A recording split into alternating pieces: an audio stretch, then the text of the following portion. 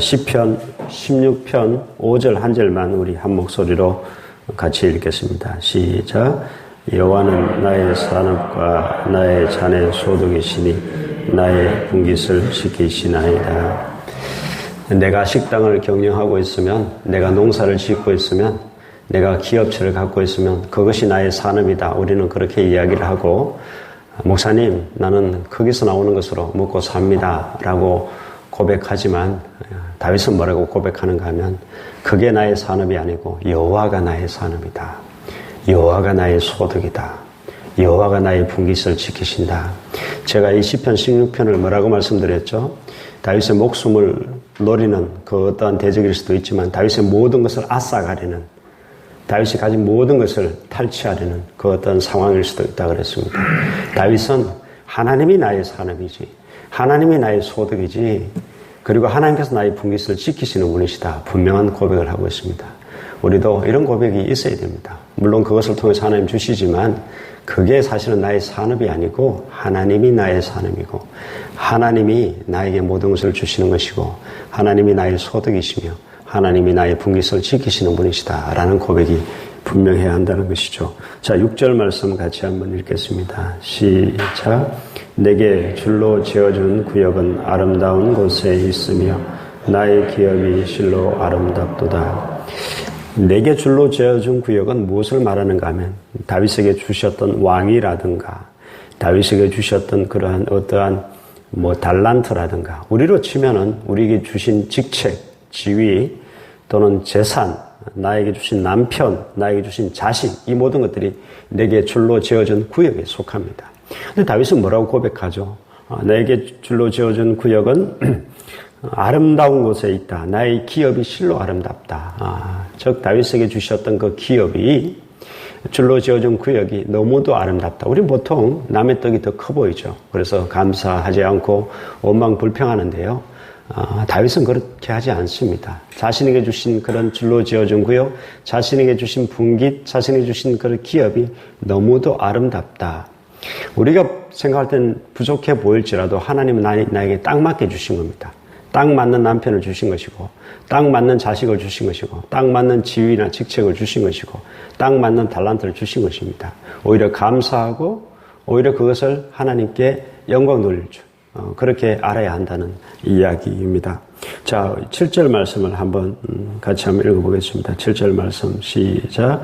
나를 훈계하신 여호와를 송축할지라 밤마다 내 양심이 나를 교훈하도다.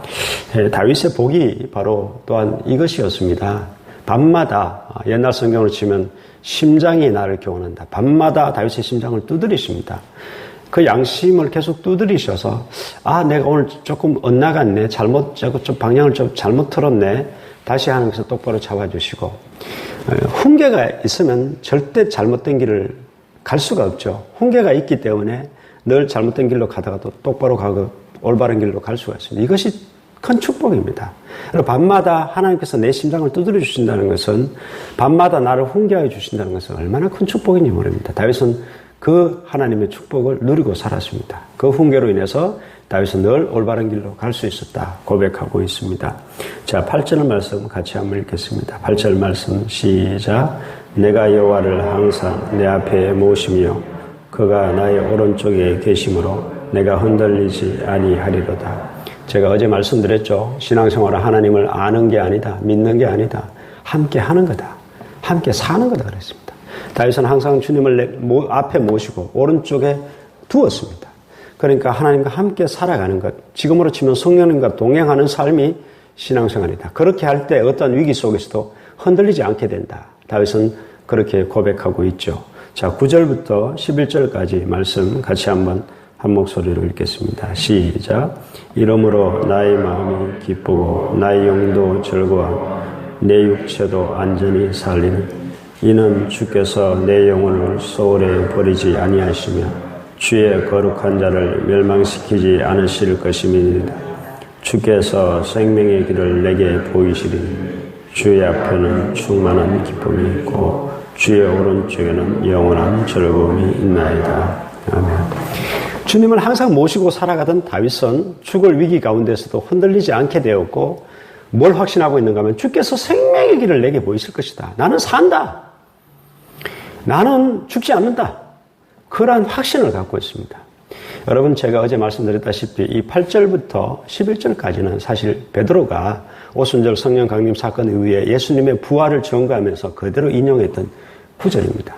다시 말씀드리면 성령님을 모시고 살아가는 우리는 어떤 확신이 있는가 하면 다시 부활할 것을, 영원한 생명을 이미 얻었다는 그런 확신이 우리 속에 있다는 이야기입니다. 여러분, 오늘 시편 16편을 정리를 하겠습니다. 다윗은요, 죽을 그런 위기, 죽을 수밖에 없는 그런 고난 가운데서도 주님에 대한 믿음을 잃지 않았고 그것 때문에 흔들리지 아니했으며 오히려 생명에 대한 확신을 얻게 되었고 그것으로 인해서 오히려 기뻐하고 있다.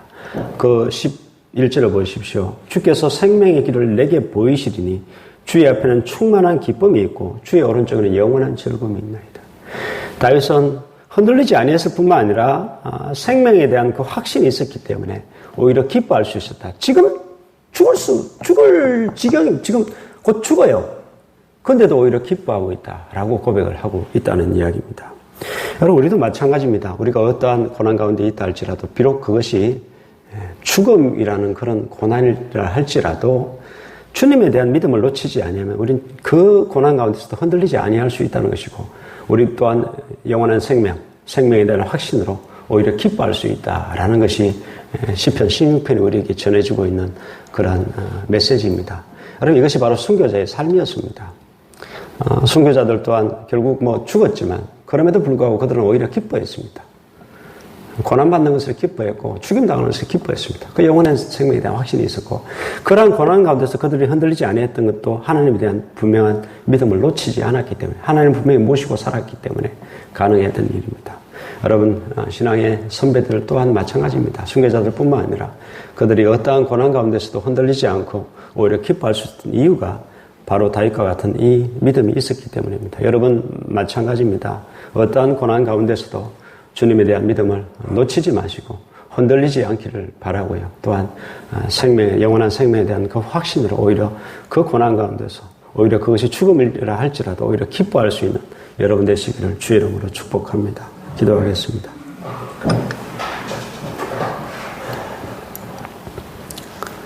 하나님 아버지, 다윗은 죽을 위기 가운데서도 하나님에 대한 믿음을 놓치지 않았기 때문에 그는 흔들리지 아니했고 오히려 생명을 얻을 것을 확신하며 기뻐하고 있습니다.